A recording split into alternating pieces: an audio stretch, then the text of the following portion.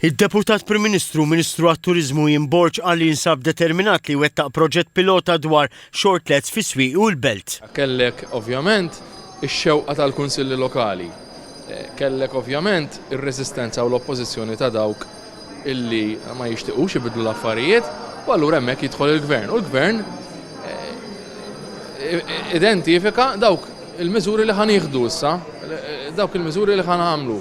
U għaldaqstant issa ħanaddu għal fażi ta' implementazzjoni. Jiġifieri dik il-lista tal-Kunsill Lokali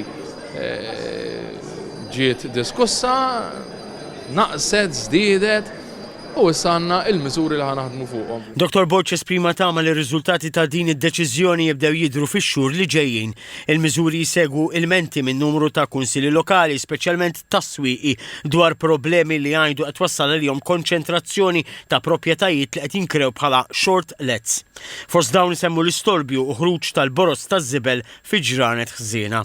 Kmieni dan ix-xahar fil-Parlament id-Deputat Prim Ministru kien qal li fost il-proposti hemm li proprjetajiet ġodda għal shortlets ma jistax ikollhom aktar minn 6 min nies joqogħdu fihom.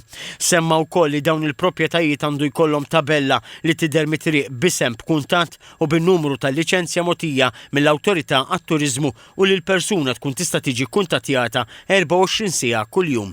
Il-Ministru Ian Borġ kien ippropona wkoll li jkun hemm 3 xhur cooling off period għal dawk li jkollhom post mikri fuq kirja residenzjali fit-tul u jkunu jridu jaqilbu għal shortlet.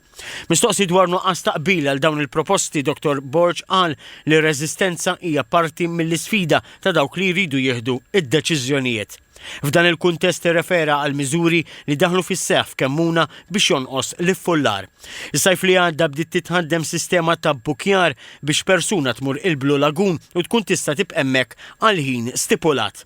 TVM News staqsa lid-Deputat Prim Ministru kif jevalwa l-effett tal-miżuri wara l-ewwel sajf. ċert illi n-nies innutaw kif Kemmuna u l-Blue Lagoon kienu ħafna iżjed organizzati matul dan is-sajf illi għadda, raw ukoll il-pjanijiet illi għandna u li issa qegħdin quddiem l-Awtorità Maltija għall-ippjanar u għaldaqstant hemm ħafna entużjażmu moving forward biex dawk jiġu implementati. Id-Deputat Prim Ministru qal li dawn il-bidliet daħlu fis-seħħ għax ma jistax jaċċetta li tibqa' sitwazzjoni kif kienet li l-Awtorità għat-Turiżmu lanqas tista' tirreklama l-Blue Lagoon minħabba l-istat li kien fih il-post.